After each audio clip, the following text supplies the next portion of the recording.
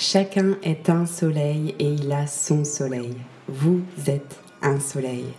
Bienvenue dans le nouveau paradigme, bienvenue dans l'ère du Verseau.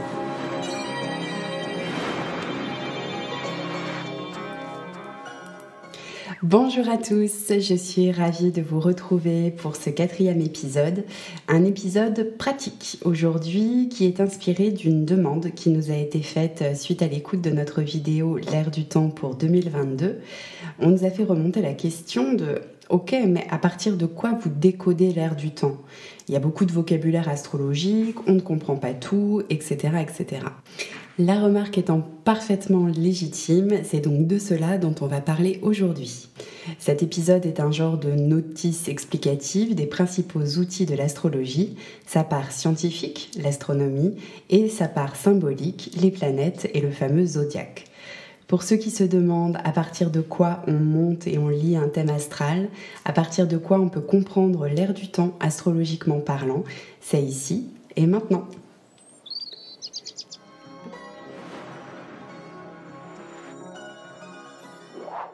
L'esprit s'incarne périodiquement pour son évolution et il fait cette expérience terrestre d'après le programme qui s'est fixé, et ensuite il retourne vers le ciel, vers l'unité. Il retourne vers l'unité.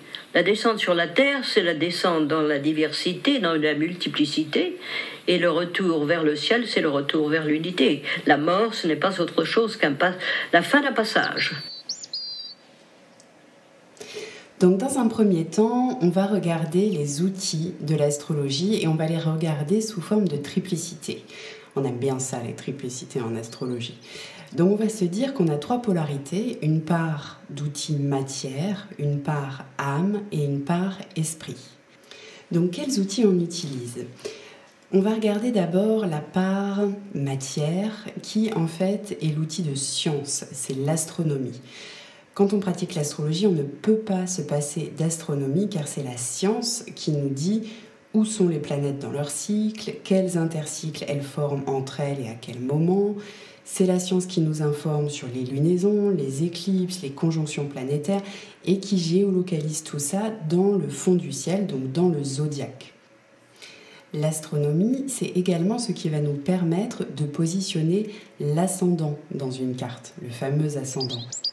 L'ascendant, il est très important puisque c'est le degré, astronomiquement, c'est le degré du soleil qui se lève à l'est.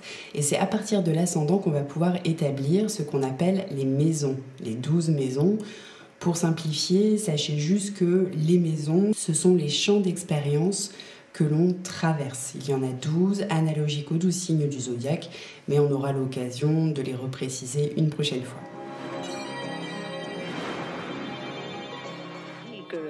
Le thème, ce qu'on appelle l'horoscope, est la représentation exacte d'une situation planétaire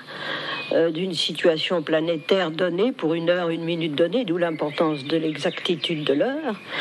Et cette situation planétaire est donc une situation purement astronomique. Donc voilà pour la part science. Et après, qu'est-ce qui se passe ? Eh bien, l'astrologie va utiliser toutes ces notions et va les lire symboliquement. Donc on en vient à notre deuxième outil qui sont les planètes, la part âme de l'astrologie. Et les planètes, ce sont les grands principes qui nous habitent tous.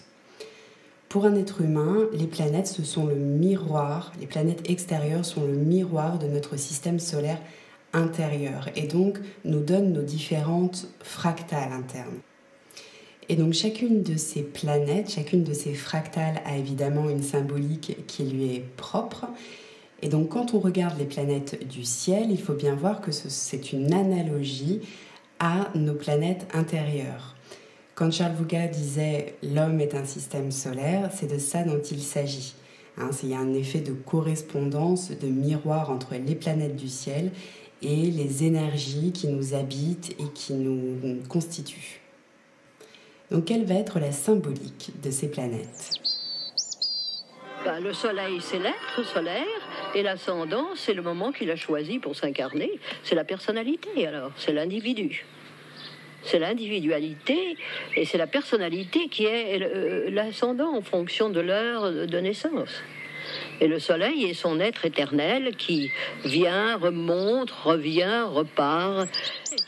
Mercure va représenter notre intellect, Vénus représente notre amour, notre puissance affective, Mars représente notre puissance d'action, Jupiter représente nos enthousiasmes, Saturne va représenter nos lois et nos rigidités et nos rigueurs. Uranus dans le ciel représente et votre génie et votre degré d'évolution et tout ce que vous avez déjà appris. C'est si simple, vous arrivez avec un compte en banque, avec une dette et un acquis, comme dans une banque, tout simplement, ramenons ça à un plan terrestre, arrivant avec un compte en banque, la dette, ça représente ce qui n'a pas été bien fait dans le passé, et l'acquis représente ce que vous avez hérité du passé. Uranus, c'est toujours l'héritage du passé, et la dette représente Pluton. Donc toutes ces planètes, ces différentes fractales, on peut les répartir en 3 grandes catégories. Vous avez tout d'abord les planètes dites individuelles, personnelles, que sont le Soleil, la Lune, Mercure, Vénus et Mars, qui sont respectivement notre être suprême, notre sensibilité, notre intelligence, notre cœur et notre principe d'action individuel. Puis viennent les planètes dites de transition, Jupiter et Saturne, qui sont les plus hautes puissances individuelles et qui font le lien entre les planètes de l'individu et les planètes du collectif. Et enfin, nous avons notre dernière catégorie de planètes, les planètes du collectif ou les planètes transpersonnelles, que sont Uranus, Neptune et Pluton. Celles-ci nous parlent des énergies qui dépassent l'individu, qui sont transpersonnelles. Elles nous expriment quel fractal de l'inconscient collectif l'individu a récupéré. Ou bien, si on observe la carte d'un instant T, elle nous parle des énergies collectives inconscientes qui nous travaillent. C'est aussi grâce à ces 3 planètes, d'ailleurs, que l'on peut définir le projet de génération d'un individu, comme je l'abordais dans l'épisode précédent. Ce qui n'a pas été bien fait reste dans l'énergie plutonienne. Et Neptune va représenter, je vous ai dit que l'être était fait d'ombre et de lumière, de terre et de ciel, et Neptune va représenter le ciel. Ce qui nous amène enfin à notre 3e outil, le zodiaque, qui est la part esprit des outils astrologiques. Alors peut-être juste là, on peut repositionner un peu les choses dans l'espace pour y voir plus clair. En astrologie, on est d'accord que nous prenons la Terre au centre d'une carte. Le sujet, c'est nous, donc on est au centre. Et depuis la Terre, on regarde les planètes qui évoluent autour de nous. Et là-bas au loin, ces planètes bougent. Elles bougent sur le fond du ciel qu'est le zodiaque. Voilà pour la perspective. Et donc, le zodiaque, c'est quoi ? Eh bien, c'est une bande de ciel d'environ 18,5 degrés qui est découpée en 12 constellations distinctes. Et cela, ça a été fixé en moins 160 avant Jésus-Christ par Hipparque. Donc, vous voyez, ça ne date pas d'hier. Le zodiaque, il ne faut pas tout à fait le voir comme des parts d'un gâteau qu'on aurait découpé en tranches. Le zodiaque, c'est surtout la grande voie symbolique d'évolution de l'être humain. Depuis le bélier, l'être humain traverse l'énergie de chaque signe, de chaque élément, feu, puis terre, puis air, puis eau, etc. Et chaque signe inclut le précédent. Donc si certains d'entre vous découvrent là tout de suite maintenant le zodiaque pour la première fois, on va essayer de l'appréhender sous la forme d'une petite histoire. Avant ça, je précise quand même que quand vous entendrez l'histoire d'un signe, ça n'est pas parce que vous êtes balance, poisson ou taureau ou que sais-je, que vous êtes fixé et catégorisé dans un de ces signes. Si vous êtes balance, par exemple, cela signifie simplement que votre soleil est en balance, mais c'est loin de constituer la totalité de ce que vous êtes. Donc voilà, pas d'interprétation sauvage à partir de la petite histoire que je m'apprête à vous conter. Il était une fois le tout, la source infinie de tout ce qui est. Au début de cette histoire, nous sommes dans cette infinité, dans cette unicité. Nous sommes dans le liquide, dans la mer, et dans le liquide de la mer, M-E-R-E. Nous sommes dans le liquide amniotique des poissons. Puis, Une étincelle émerge de cet indifférencié, une pulsion de vie polarisée qui cherche à prendre forme.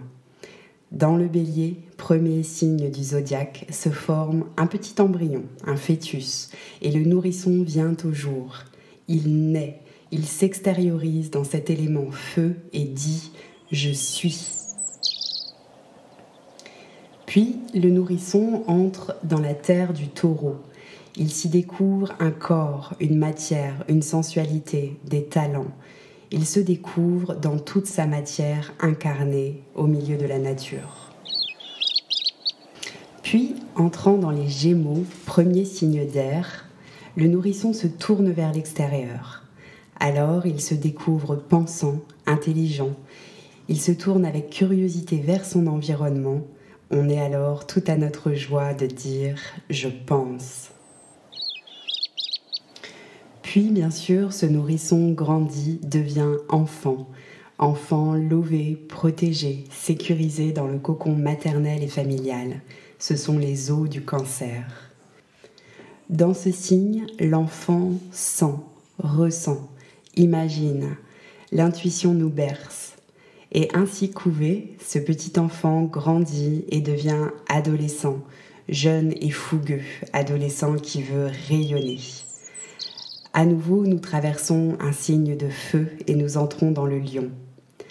Dans le Lion, l'être humain y construit son ego, sa personnalité.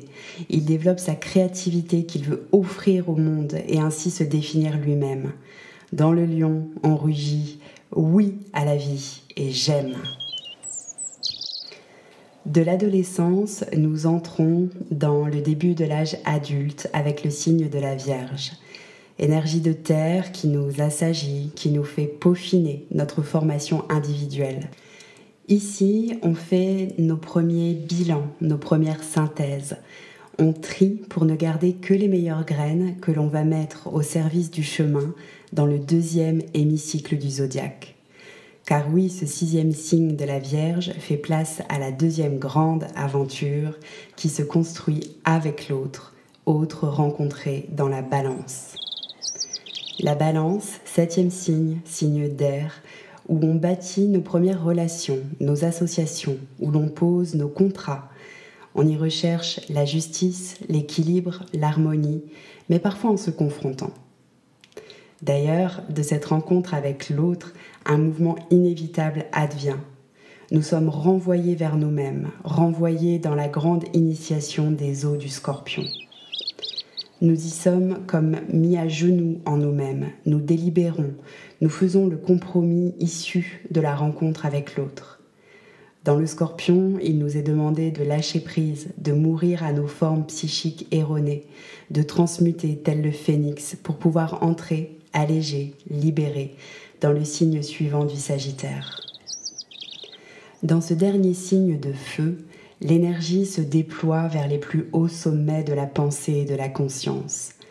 L'homme y devient centaure, les 4 jambes fermement plantées dans la terre, le buste de l'homme qui se tient droit et fier, et la flèche de la connaissance qui vise de nouveaux horizons.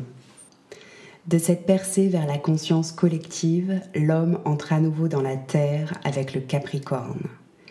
Dans le Capricorne, on modélise, on y édifie nos lois, nos structures sociales.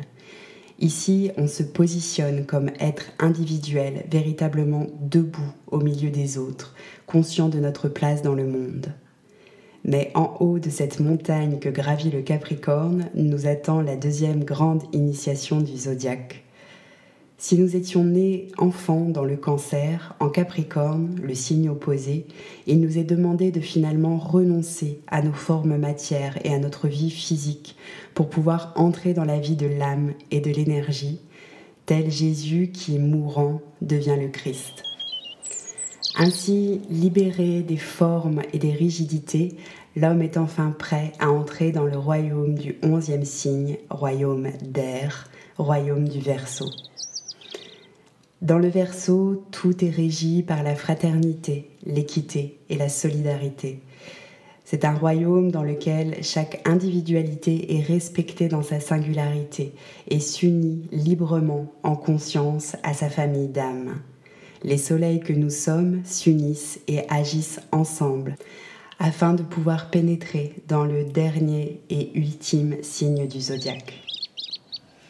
Dans ce 12e signe, celui des eaux infinies des poissons, tout est inclus. Les poissons englobent tout, recyclent tout. Ils sont la somme de toutes nos expériences qui s'unissent à tout ce qui est, d'une polarité à l'autre. Dans l'horizon infiniment vaste des poissons, nous retournons à l'unité, nous retournons à la source. À nouveau, nous sommes dans un nouveau liquide amniotique, plus haut, plus puissant, avant de pouvoir ressortir, manifester quelque chose dans le signe du Bélier, premier signe du zodiaque. Voilà donc pour ce petit voyage dans la roue des constellations. Donc maintenant, concrètement, qu'est-ce qu'on fait de tout ça ? Il y en a peut-être certains d'entre vous qui se disent « bon, c'est bien joli, mais qu'est-ce que ça donne quand on est face à une carte astrologique ?»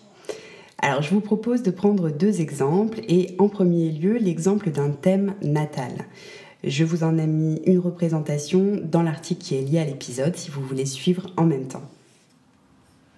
Donc, résumons.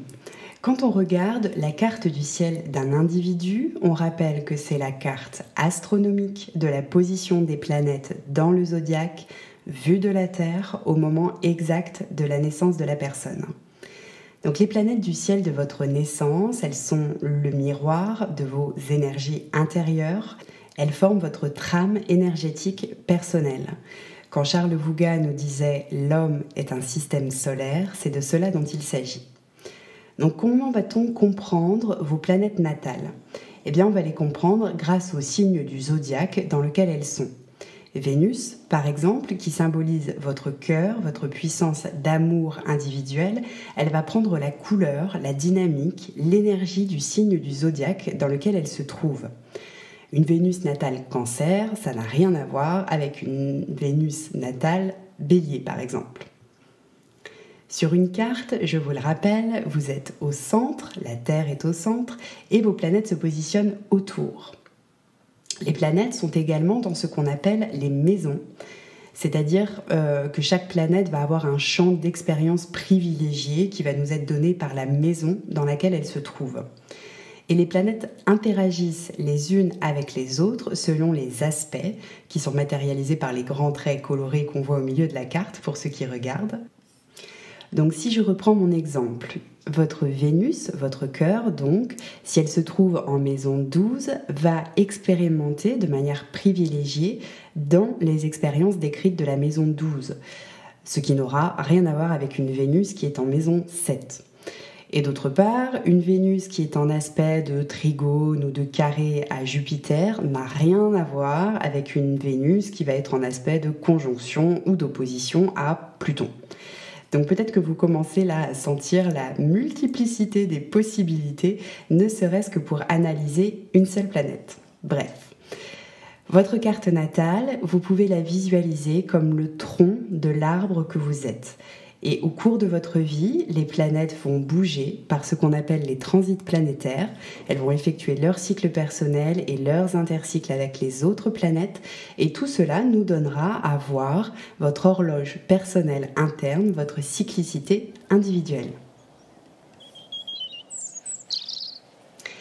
Prenons maintenant un nouvel exemple, celui de la carte du ciel d'un moment particulier. Quand on veut étudier l'ère du temps astrologique, comment fait-on ? Si je veux comprendre les énergies qui jouent à un instant précis, comment l'astrologie va-t-elle pouvoir m'aider ? Eh bien c'est pareil. Je monte la carte de l'instant précis et j'observe la position des planètes dans le ciel, sur le fond du zodiaque, et j'observe comment elles interagissent entre elles par les aspects. Ce qui va être très important dans l'étude de l'ère du temps, c'est de toujours resituer le moment qui nous intéresse dans son contexte astrologique global. Donc on sera toujours vigilant à resituer l'époque, bien sûr, dans laquelle on est, les grands intercycles planétaires qui sont à l'œuvre au moment que l'on étudie, les transits planétaires majeurs, et tout ça avant même d'entrer dans le détail. En ce moment, donc, nous sommes au XXIe siècle, en 2022. Nous sommes dans la transition entre l'ère des Poissons et l'ère du Verseau. Nous sommes pris dans un grand intercycle planétaire de renouvellement de paradigme qui dure 500 ans, c'est le cycle Pluton-Neptune. Nous sommes pris dans un grand cycle de renouvellement de l'idéal de 172 ans, le cycle Neptune-Uranus, etc. etc. J'en passe, il y en a 10, mais c'est toujours quelque chose à avoir en tête. Du global, on avance vers le plus précis. Et donc plus précisément, début 2022, nous sommes la dernière phase du cycle Uranus-Saturne qui a débuté en 1988. Nous sommes en fin de cycle Saturne-Mars et en fin de cycle Neptune-Jupiter. Ces deux derniers cycles vont se renouveler en avril 2022. Donc tout ça, pourquoi je vous parle de ça? C'est parce que ça nous travaille fortement à l'échelle collective. Et donc quand on veut étudier un instant, aujourd'hui par exemple, on ne peut pas omettre de resituer ça. Si vous souhaitez avoir le détail symbolique de ce que tout cela implique, je vous renvoie à notre vidéo L'année 2022 dans les cycles qui est disponible sur YouTube. Si vous voulez, je vous remets le lien en descriptif. Poursuivons notre exemple. Nous avons les énergies globales à l'œuvre via les intercycles planétaires. Donc après, on va pouvoir s'intéresser aux transits planétaires importants.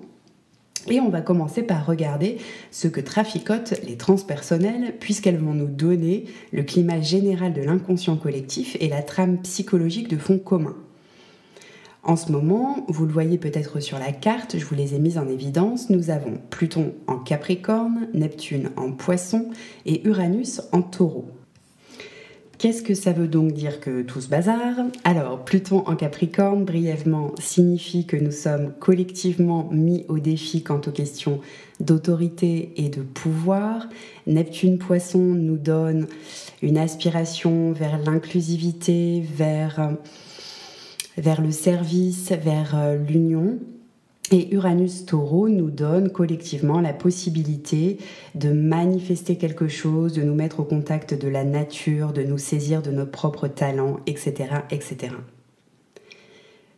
Après, une fois qu'on a vu les transpersonnels, eh bien, on descend comme ça vers les planètes les plus personnelles et donc on regarde graduellement les différents aspects qu'elles forment entre elles. On regardera également s'il y a des rétrogradations de planètes assez importantes, surtout de Mars, Vénus ou Mercure, ce qui était notre cas début février, ce qui arrive 3 fois par an aussi par ailleurs. Et on pourra s'attacher à observer dans quelle phase de lunaison nous sommes et donc quelle fenêtre d'évolution la lunaison nous propose en ce moment. À nouveau, si vous souhaitez un peu plus de détails symboliques des énergies en cours en ce moment en 2022, je vous renvoie à la vidéo précédemment évoquée. Et si vous voulez connaître mois par mois les énergies des lunaisons en cours, je vous renvoie sur le blog de Marilène Altaïr qui est disponible à partir du site. Je vous remets bien sûr le lien dans le descriptif. Voilà ce que j'avais envie de vous partager sur les outils astrologiques. J'espère que cela aura contribué à votre compréhension du grand mystère de l'astrologie et que vous pourrez ainsi suivre avec facilité les vidéos de l'ère du temps que nous vous proposons régulièrement avec Fanchon et Marilène. Si vous avez apprécié cet épisode mais que vous vous dites ouais mais c'est tout de même vraiment insuffisant, eh bien c'est normal et c'est tant mieux. Et certainement qu'il est peut-être temps de vous saisir vous-même du langage astrologique. Pour cela, direction le programme de formation en ligne à partir de notre site et pourquoi pas le cycle 1 qui est tout à fait accessible aux débutants et qui vous donnera toute la grammaire astrologique. Sortie de ce cycle 1, quand on vous dira Mercure fait carré Saturne dans tel ou tel signe, cela vous semblera parfaitement limpide. En attendant de se retrouver la prochaine fois, je vous remercie chaleureusement de votre écoute et je vous souhaite un très beau chemin de conscience entre la terre et le ciel. À bientôt!